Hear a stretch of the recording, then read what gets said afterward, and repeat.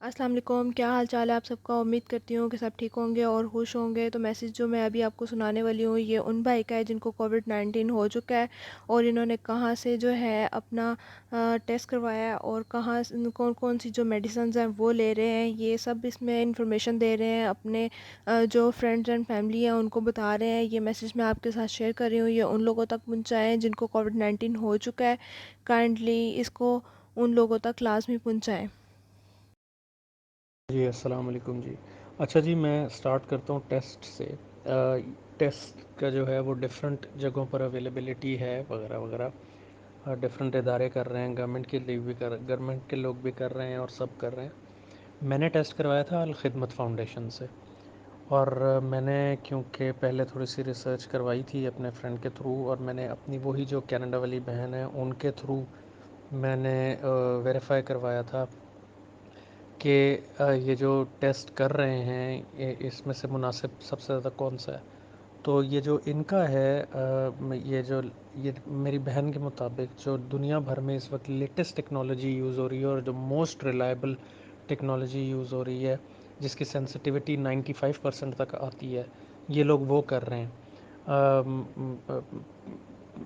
P S I R, وہ جو بھی ہوتا ہے، پی ایس آئی آر یا پی سی آر یا واٹ ایور اٹ از، اس کے اوپر تو جو بیسٹ اویلیبل اس وقت ٹیسٹ یہاں پر ان کے مطابق، یعنی چغتائی کا اور گورنمنٹ کا اور شوکت خانم کا میں نے نہیں بھیجا تھا، اور یہ ان کا، تو ان کے مطابق الخدمت والوں کا جو ہے وہ زیادہ بہتر ہے۔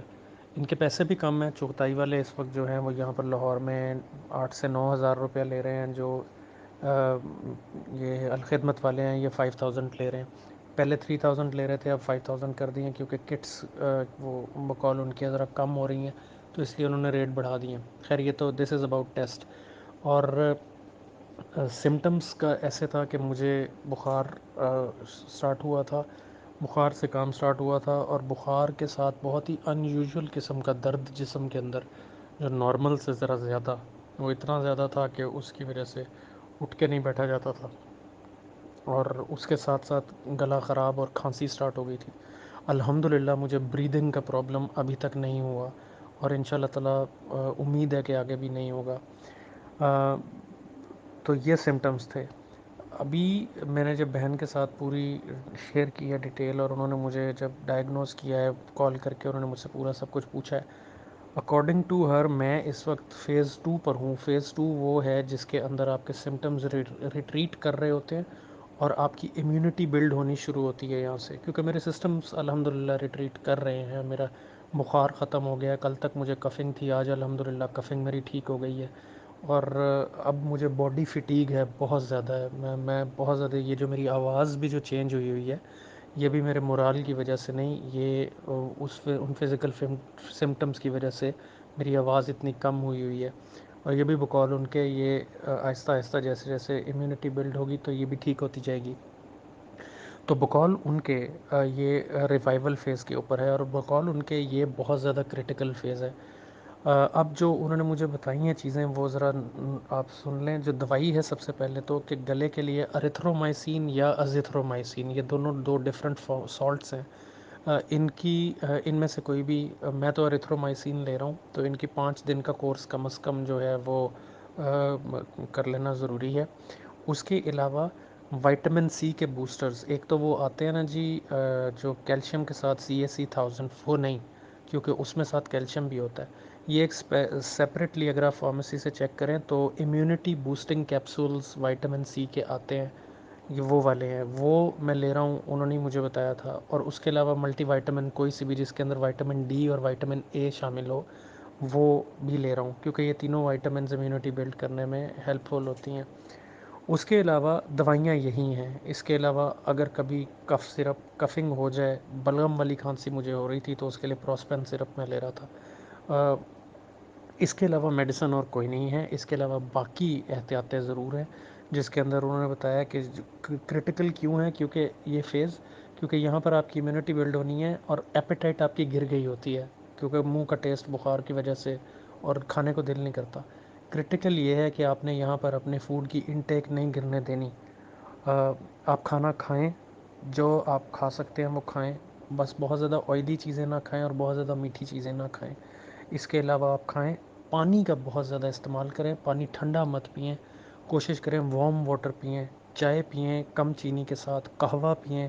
ثنا مکی کا قہوہ بہت دھیان سے پئیں, وہ ریکمینڈیڈ ہے لیکن بہت دھیان سے پئیں کیونکہ اس سے ڈائریا بھی ہوتا ہے, اس سے پیٹ بھی خراب ہوتا ہے. تو اگر ایسی صورتحال کے اندر ڈائریا بھی ساتھ ہو جائے تو وہ ڈی ہائیڈریشن کی طرف لے کے جاتا ہے, اور ڈی ہائیڈریشن بالکل اس سچویشن کے اندر ہم افورڈ نہیں کر سکتے.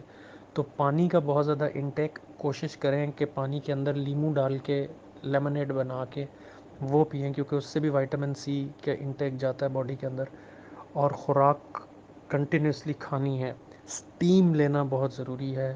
سب سے زیادہ ضروری جو بقول ان کے ہے وہ اسٹیم لینا ہے, کہ آپ روزانہ کم از کم ایک دفعہ اسٹیم لیں. اور اسٹیم کوشش کریں کہ جس وقت آپ اسٹیم لے رہے ہو پانی کی اسٹیم لیں, نیبولائزر وغیرہ سے مت لیں. پانی کی اسٹیم لیں بغیر کوئی چیز ملائے, کوئی بیچ میں دوائی نہیں ملانی, سمپل پانی کی اسٹیم لیں. اور جس وقت اسٹیم لے رہے ہو تو کوشش کریں کہ ایک دو دفعہ ناک کے تھرو انہیل کر کے منہ کے ذریعے ایکزہیل کریں, تاکہ وہ پھیپھڑے آپ کے جو ہیں وہ اس سے واش آؤٹ ہوں. اور فائنل ٹپ یہ تھی کہ کیونکہ یہ آپ کے لنگس کے اوپر, آپ کے پھیپھڑوں کے اوپر افیکٹ کرتا ہے, تو اس لیے رات کو سوتے ہوئے الٹا لیٹ کر سونے کی کوشش کریں. بیکاز جو جگہ ہے جہاں پر یہ اٹیک کرتا ہے وہ اس سے اس کو ریلیکسیشن ملتی ہے. تو یہ لب لباب تھا جو انہوں نے ٹپس مجھے بتائے تھے. مجھے سارے زبانی یاد ہیں کیونکہ میں اپنی امی اور بہن کے ساتھ امی اور باقی بہنوں کے ساتھ شیئر کر چکا ہوں, بیگم کے ساتھ شیئر کر چکا ہوں. بچوں سے ڈسٹنس مینٹین کرنے کا کہا گیا ہے, امی میری گھر میں ہیں ان سے انہوں نے کس طرح کرنا ہے, انہوں نے بھی سیم یہی روٹینز فالو کرنی ہے. مجھے کم از کم 2 ہفتے ابھی اور آئسولیشن کا کہا ہے انہوں نے, اس سے پہلے کہ میں نیکسٹ دوبارہ سے ٹیسٹ کرواؤں یا کچھ بھی ہو. تو یہ صورتحال ہے. کسی بھی قسم کی اگر کوئی آپ کو مزید کوئی کویشچن ہے تو پلیز ضرور پوچھیں, کیونکہ اس سے میں تو یہی سمجھ سکا ہوں کہ اٹس ایوری ویئر ناؤ. یہ ہماری رسپانسبلٹی بنتی ہے کہ ہم نے اپنے آپ کو اور اپنے گھر والوں کو اس سے پروٹیکٹ کرنا ہے. اور اگر خدا نخواستہ جس طرح میں بے تحاشا میئرز لینے کے باوجود افیکٹ ہو گیا ہوں, تو اگر ہم خدا نخواستہ افیکٹ ہو جائیں تو پھر اس سے فائٹ کرنا ہے, یہ ہم لوگوں کی رسپانسبلٹی بنتی ہے. تو اگر کوئی اور آپ کا کویشچن ہو تو مجھ سے ضرور پوچھیں بھائی. جزاک اللہ, دعا میں یاد رکھیے گا.